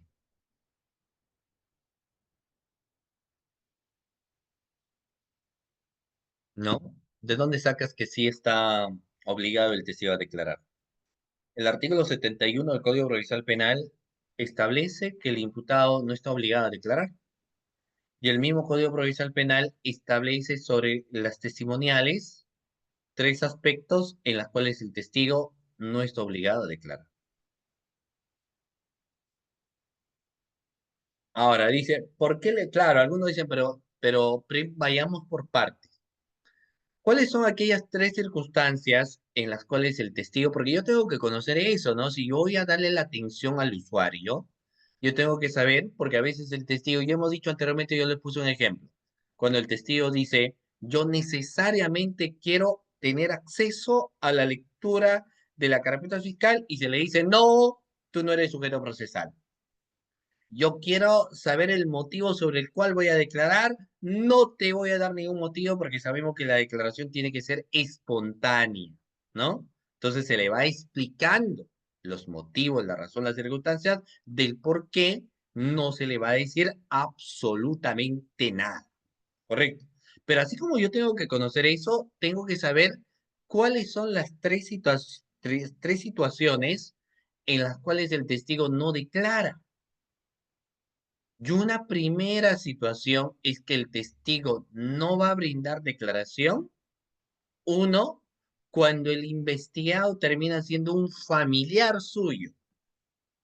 El investigado es un familiar suyo hasta el primer grado consanguinidad, segundo de afinidad, ¿no? Es decir, si es un investigado, no, si el familiar suyo es un investigado o está siendo investigado, no se encuentra obligado a declarar. ¿Correcto? Siguiente, por reserva profesional. Te voy a, te voy a contar un caso, ¿ya? Mire, una persona que acaba de matar o que acaba de cometer un delito, ya se me ocurría, un asesinato, ¿no? Entonces el asesino dice, uy, se arrepiente, ¿no? Uy, la verdad que no hubiese hecho eso, y bueno, ya lo acabo de cometer, pero necesito estar en paz conmigo mismo. Entonces se va al padre y se confiesa ante el cura, ¿no? Ante el padre, dice, padrecito, quiero confesarle lo que cometí. Entonces el padre le dice, bueno, porque se entiende que todos tenemos, a todos nos pueden perdonar, ¿no? Al margen del delito más horrendo, más cruel que haya sido, finalmente Dios nos puede perdonar de nuestros pecados. Entonces, le va a decir, bueno, reza tanto, Padre Nuestro, tantas Aves María, ¿ya? Entonces, vaya con Dios, hijo mío. Ok. Pero el Ministerio Público se da cuenta, porque están buscando a esta persona, porque está como no habido, de que tal vez él sea el asesino, y lo último que saben es que después de haber cometido, al parecer, este hecho criminal, se fue a confesar. Entonces citan al padrecito de la iglesia. Le dicen, padre, somos la fiscalía, somos defensores de la legalidad, somos defensores de la sociedad, y padrecito, lo estamos trayendo. Le vamos a hacer una serie de preguntas, padre, que están relacionados sobre lo que le ha confesado este chico. La pregunta es, ¿el padre qué es lo que tiene que hacer? ¿Va a dar información? La va a decir muy bien, ustedes están luchando por la justicia y todo lo demás, entonces yo le voy a dar los detalles. ¿El padre está obligado a declarar o no? ¿Tiene que declarar? ¿Va a dar información el padre? ¿Lo vas a obligar, señor padre, por si acaso? Usted es el padre, usted tiene que ayudarnos, ¿ah? ¿Sí o no?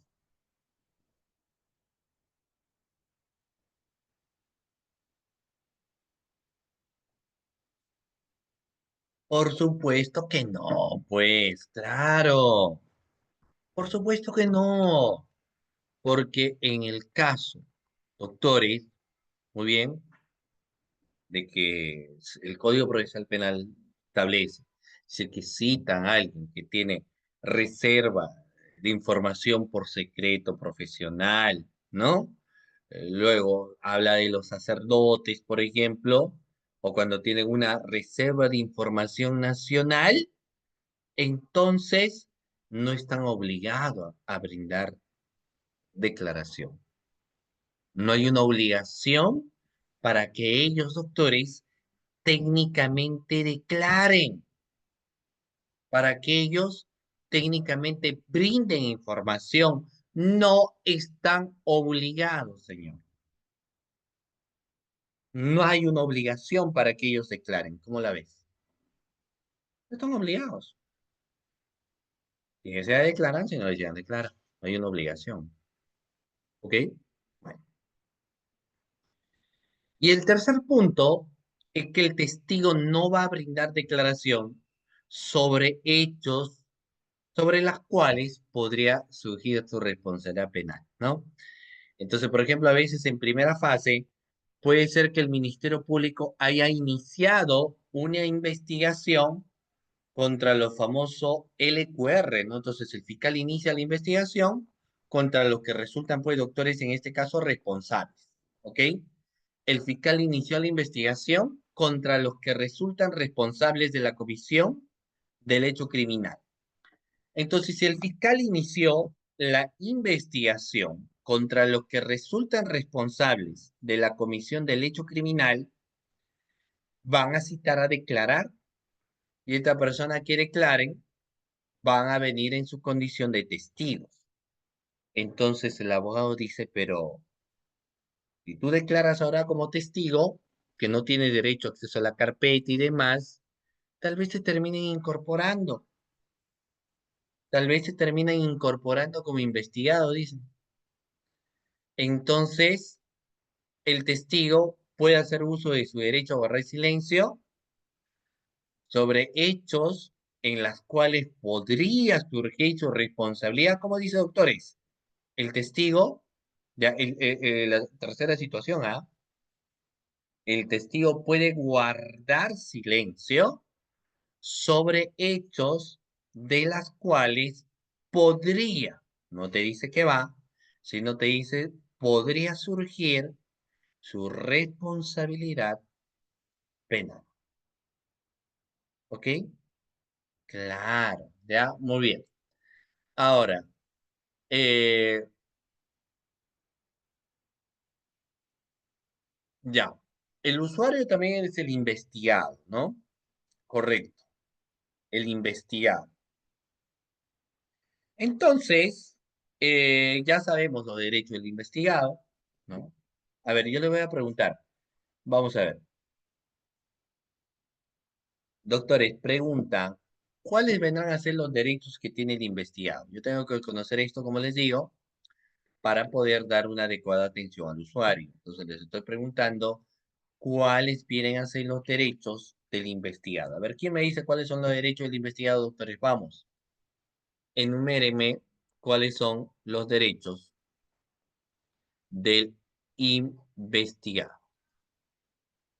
Ya, y va más allá que me señales que esto lo establece el artículo 71 del Código Procesal Penal, porque yo conozco y yo sé que el artículo 71 del Código Procesal Penal nos habla de los derechos del investigado, pero algo más tendríamos que señalar, ¿no? Algo más tendríamos que decir.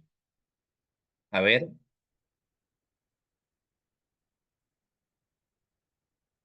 ya, tiene derecho a saber cuáles son los cargos formulados en su contra. Primer derecho. Segundo derecho, vamos. Tiene derecho a que se le entregue la orden de detención girada en su contra en las situaciones no flagrantes. Tiene derecho, hemos dicho, a tener acceso a la información de la carpeta fiscal. Tiene derecho a guardar silencio. Tiene derecho a que no se emplee con esta persona algún tipo de medio o forma en la cual se le someta, se le agreda, ¿no? Sino que esta persona tiene la libre potestad de poder declarar de todo y cuanto sepa. O sea, eso vienen a ser, digamos, los márgenes iniciales de los derechos del investigado. Y lógicamente, para darle una atención adecuada, yo tengo que conocer ello, ¿ya? Muy bien, claro, yo tengo que conocer eso, ¿de acuerdo? Muy bien. Ahora, eh, el usuario, doctores, también va a venir a ser otro personal del mismo Ministerio Público. Miren, ¿ah? El usuario, también, doctores, va a venir a ser otro personal del mismo Ministerio Público. También, doctores, vienen a ser usuarios. ¿Quiénes? Otro personal del Ministerio Público, como te reitero, doctores, vienen a ser también los usuarios. ¿Estamos de acuerdo o no? Ya. Ahora, yo te voy a plasmar lo siguiente. Mira, a ver, vamos con esto. Te voy a plasmar lo siguiente, ¿ya? A ver, vayamos acá. Aspecto importante. Fiscalía Provincial, Fiscalía Superior. El fiscal superior puede ingresar a cualquier lugar, digamos, ¿no? Y te voy a poner un caso. Ya, miren, a ver, voy a escuchar su respuesta. A mí es interesante. Digamos que viene un personal de la Fiscalía de Lavado de Activos y tú trabajas en una Fiscalía de Corrupción. Entonces, este personal administrativo que viene de la Fiscalía de Lavado de Activos puede ingresar sin registrarse. ¿Sí o no? ¿Qué opinan? Este personal de lavado de activos puede venir a tu dependencia de la Fiscalía de Corrupción de Funcionarios sin registrarse. Ya viene sin registrarse, ¿ah? ¿Podría venir o no?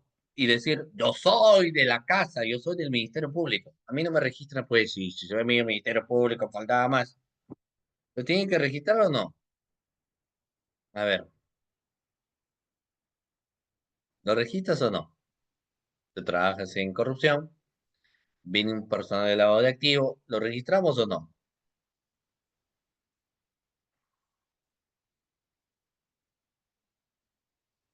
No, no hay que adivinar. ¿Lo registramos o no lo registramos?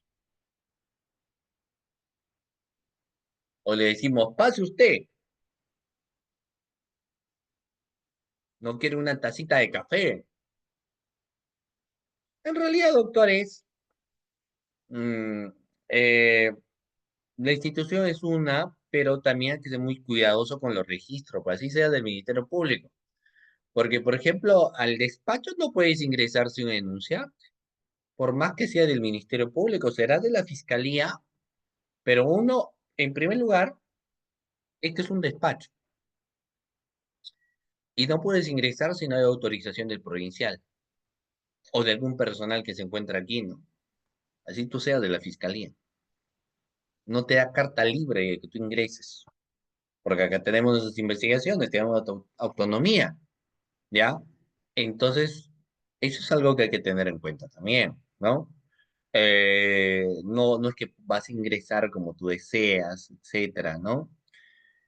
Claro, habría que registrarlo de alguna otra manera dependiendo para qué viene también y qué información finalmente está solicitando. O sea, todos estos puntos que yo les señalo va a ser doctores importantes, ¿ya? Bueno, personal del Poder Judicial, público en general, ¿no? También, claro, todos ellos se van a registrar, ¿ya? Eh, te sitúo otra situación, ¿ya? Viene a declarar un efectivo policial. El efectivo policial viene a declarar en condición de testigo. Entonces, el efectivo policial, doctores, vamos, miren, porta arma, el efectivo policial que porta arma. Entonces, pregunta, ¿el efectivo policial estará con su arma al momento de la toma de declaración testimonial y sacar tal vez su arma y ponerlo ahí en la mesa? ¿Qué se va a tener que hacer con el arma del efectivo policial? ¿Lo tenemos en la mesa, doctores? ¿Qué es lo que se va a hacer con el arma del efectivo policial? En la mesa, ahí queda.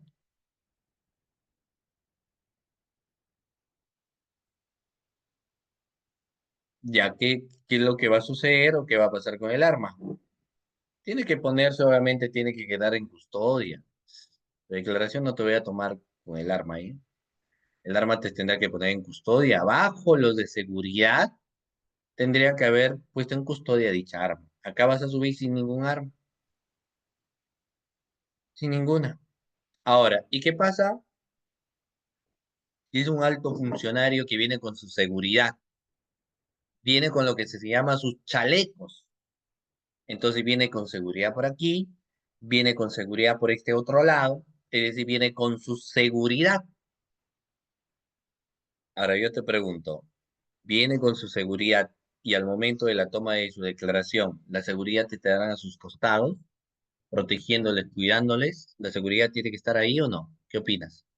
Ahora yo no te pregunto como asistente, o tú eres el asistente que le está tomando la declaración, o eres el fiscal que le está tomando la declaración.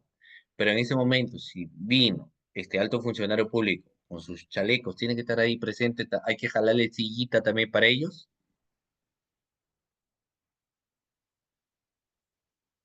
A lo máximo, claro, no tiene que estar presente en la declaración, pues la declaración de él, no de ustedes. Acá no le va a pasar nada. O hay alguna sospecha de que el fiscal va a hacer algo contra él. Nada, toda la seguridad tendrá que estar afuera. No va a ingresar, ¿no? O sea, no tiene sentido, pues. Ok, ya, bueno. Entonces, vamos nuevamente a preguntarle, porque quiero que quede claro. A ver, doctores, pregunta, a ver, enuméreme, porque ustedes ya lo han señalado, a todos los usuarios. A ver, ¿quiénes no recapitulamos, ¿ah? ¿Quiénes venían a ser los usuarios, doctores? Vamos, estamos recapitulando. ¿Quiénes venían a ser los usuarios? Hemos hablado de usuarios y ahora estamos hablando quiénes venían a ser los usuarios.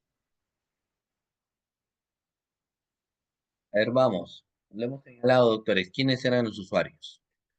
Abogado litigante, testigo, investigado, persona del Ministerio Público, persona del Poder Judicial, público en general, doctores. Todo lo que hemos señalado, todos sin excepción, vienen a ser los usuarios. ¿Ok? Todos, ¿ah? Ok. Bueno, acá yo he ido ya defendiendo acá, o mejor dicho, señalando a algunos de los usuarios del testigo y demás, ¿no? Muy bien.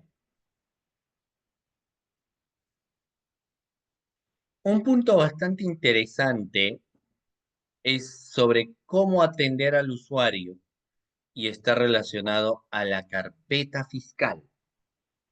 Vamos con una pregunta básica que hace un momento hemos señalado. Para que un abogado defensor particular tenga acceso a la carpeta fiscal, ¿qué escrito tenía que presentar, doctores? Vuelvo nuevamente. Para que el abogado litigante, ojo, para que el abogado litigante tenga acceso a la carpeta fiscal, ¿qué escrito tenía que presentar? Lo hemos dicho, ¿ah? El famoso escrito de, ¿cómo se llamaba el escrito, doctores, que tenía que presentar? Vamos, lo hemos señalado. El escrito de apersonamiento, pues el proceso de investigación. Con su escrito de apersonamiento, ahí puede tener acceso a la carpeta fiscal. Y ese escrito de apersonamiento confirma del investigado. Si no tiene firma del investigado, y así me esté poniendo un escrito de apersonamiento, sencillamente no va a poder acceder. Ahora, otra pregunta. Doctores, ¿qué viene a ser o qué es una carpeta fiscal? A ver, doctores, pregunta, ¿qué venía a ser una carpeta fiscal? ¿Se recuerdan? Doctores, ¿se recuerdan qué venía a ser una carpeta fiscal? El numeral 4 de la resolución, te lo voy a situar, porque ustedes lo pueden buscar incluso en internet. La resolución número 748-2006, MPFN, del 21 de junio del 2006, nos va a mencionar en el numeral 4 sobre lo que es una carpeta fiscal. Entonces la pregunta, doctores, es, ¿qué venía a ser una carpeta fiscal? Una carpeta fiscal, no se olvide, una carpeta fiscal es, a ver, pero primero, a ver, quiero escucharlos. ¿Qué venía a ser una carpeta fiscal? A ver, ¿qué venía a ser la carpeta fiscal, doctores?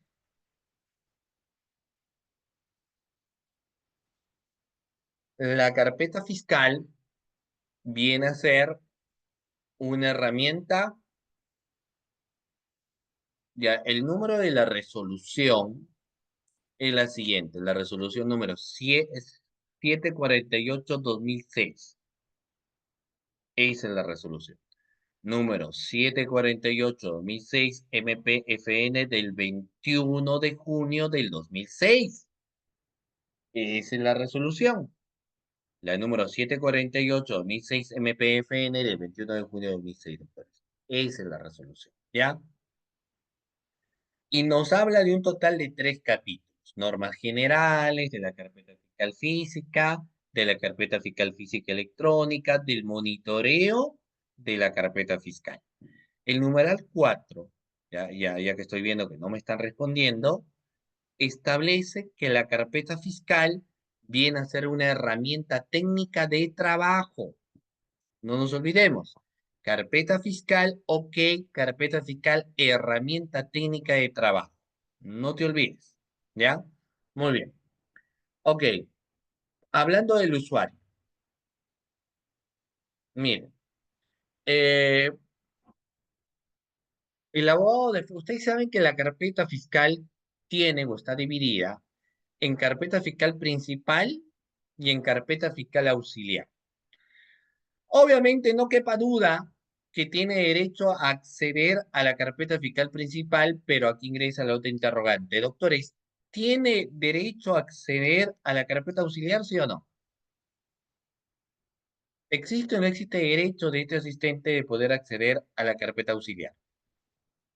¿O solamente la carpeta principal? A ver qué opina.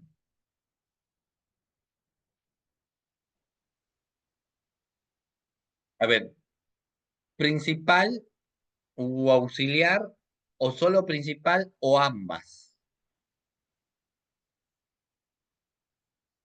o solo la principal.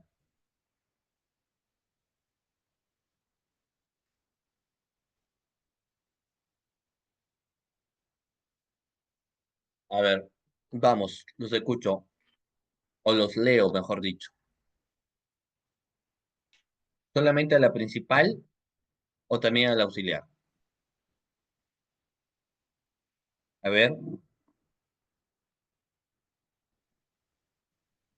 en realidad tiene derecho, doctores, a acceder a ambas, porque ambas forman parte de un sólido conjunto de una sola carpeta, o sea, tiene derecho a la carpeta principal y por supuesto que sí, doctores, también tiene derecho a acceder a la carpeta auxiliar, carpeta principal y carpeta auxiliar. A ambos es su derecho de acceso, ¿ya? No se olvide. Pero vayamos a lo siguiente.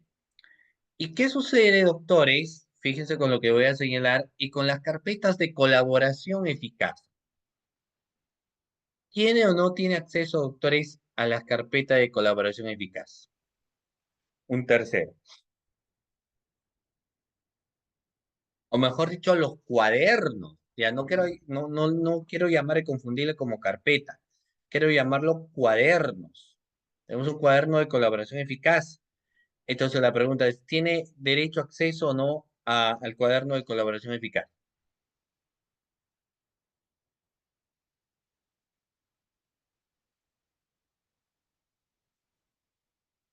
A ver, colaboración eficaz, doctores. No, pues. Ya, pero la pregunta es, ¿y por qué si tiene acceso a la carpeta principal y carpeta auxiliar y por qué no tiene acceso a la carpeta de colaboración eficaz? ¿Quién me dice? ¿Por qué no tiene acceso, doctores, a la carpeta de colaboración eficaz? ¿Cuál es el motivo? ¿Cuál es la razón? ¿Cuál es la circunstancia? ¿El por qué no tiene acceso al cuaderno de colaboración eficaz? Vamos, doctores.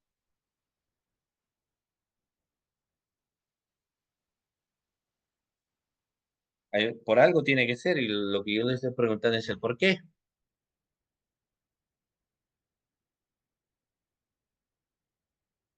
Porque lógicamente, doctores, la carpeta fiscal y tiene la característica de ser reservada. Perdón, el cuaderno de colaboración eficaz, hablamos sobre ello, la reserva. Hay una reserva, doctores, entonces tengamos en cuenta aquella circunstancia que les estoy comentando sobre la reserva. Ya es reservada. Entonces, por más que peticiones, señales, etcétera, no se le va a dar la información. ¿Ya? Así como hablamos de carpetas físicas, que son finalmente lo que hemos señalado, ¿no? También se puede hablar, doctores, de una carpeta electrónica, que por lo general se va guardando a través del famoso SGF o Sistema de Gestión Fiscal. La pregunta que yo le formulo es, si el abogado defensor sí tiene acceso al sistema de gestión fiscal o no. O sea, sí puede acceder al sistema de gestión fiscal, doctores, el abogado litigante, ¿qué opina? Y decir, mira, yo quiero revisar el sistema de gestión fiscal, quiero saber qué es lo que dice, qué es lo que señala, etcétera. ¿Puede o no puede? SGF, ¿ah? O conocido también, como le digo, sistema de gestión fiscal. En el caso del sistema de gestión fiscal es diferente, pues, ¿no? Es igual reservado, entonces no va a poder tener acceso. por más que está presentando, llámese en este caso, pues el escrito, lo que fuera, no va a tener acceso. Y por la misma naturaleza que anteriormente hemos señalado, por la reserva de la investigación. ¿Ya? Muy bien. Vamos a ver. ¿Cuál es el perfil? Y esto va un poco seguimos en el contexto de atención del usuario. Yo en una entrevista que me realizaron, yo dije que no puede existir abogado litigante tímido o abogado penalista tímido, ¿no? Yo lo señalaba así. Ahora, yo te pregunto, uno de los que por lo general atiende al usuario es en este caso el asistente en función fiscal. Entonces, lo que yo te voy a preguntar es lo siguiente. En la atención al usuario respecto al asistente en función fiscal, ¿cuáles creen que debe ser el carácter del asistente en función fiscal, doctores? A ver, un minuto para que me digan cuál es el carácter que creen ustedes, bajo su criterio, que debe tener el asistente en función fiscal.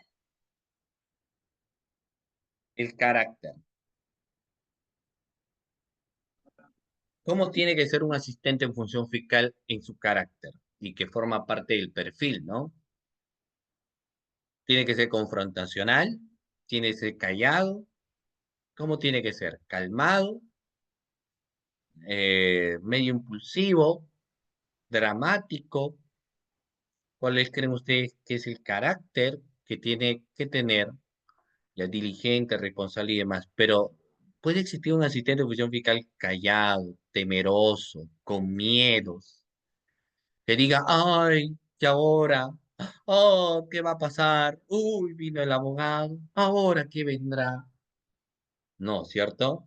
Sino que tiene que ser, como ustedes han dicho, hay que trabajar ahí los contextos de inteligencia emocional, que tiene que ser calmado, que tiene que ser entusiasta. Finalmente no se va a ir a la cárcel a menos que haga algo, ¿no? Claro, no puede ser un asistente que diga, uy, pero el abogado me ha gritado, el fiscal también me ha gritado, y empieza a llorar. ¿Cómo vas a llorar si tú eres abogado, pues? No, pero me está gritando. O sea, pues, hay medios, ¿no? Porque hay que tratar al personal. Sí, así como hay que obedecer en las funciones al fiscal, el fiscal tiene que tener trato al personal. Si no, pues haces un informe y lo remites a la coordinación, ¿no? ¿Cómo te está tratando? Tal vez te está hostigando. ¿Que no te vas a poner a llorar, pues? O sea, el hecho de que sea el funcionario, etcétera, no significa que te va a someter. Está dentro de tus funciones. No, pero me dijo que no me puedo salir a las 4:45. No, por ahí me dijo que no puedo salirme a las 4:45. Ah, ¿y cuánto es el tiempo de la jornada laboral? 8 horas. O sea, 4:45, marcas y me voy. O a menos que me paguen horas extras, ¿no? Entonces, lógicamente, el asistente, el que va a hacer atención al usuario, tiene que conocer también sus derechos. O sea, lógicamente hay un tema de carga que hay que tener que cumplir, pero tiene que conocer tus derechos también. Si desconoces tus derechos, si no sabes qué hacer, si te vas a... eh, no, pues es que si te obligan a quedarte, ¿bajo qué criterio te va a obligar a quedarte? Me vas a tener que pagar horas extras, si no me voy. O sea, me vas a poner un memorándum porque no me quedo en mi hora, ahí ponlo pues. Ah, claro, no le vas a decir en ese tono, ¿no? Pero a ver, pues, ¿cuándo te va a poner un memorándum donde diga que yo me tengo que llegar más a la hora? Ya, turno es otra cosa, pues. Pero no, pues, ¿ya? Entonces, hay que hacer respetar los derechos, ¿ya? Bueno, entonces la atención al usuario, doctores, tiene muchos factores importantes que hay que tener en cuenta. No solamente el manejo emocional, que es lo que hemos señalado en esta sesión de clase, sino que hay que tener en cuenta también otros parámetros importantes. Muy bien, de esta manera llego a la parte final de la sesión de clase del día de hoy, agradeciendo a INLADES Capacitaciones por la confianza en mi persona y a cada uno de ustedes que han estado presentes también en la sesión de clase del día de hoy. Un abrazo a cada uno de ustedes y Dios mediante, pues espero verlos en una próxima oportunidad. Muchas gracias, doctor Sergio. Muchas gracias, doctores. Y damos por concluida la sesión de hoy. Muy buenas noches.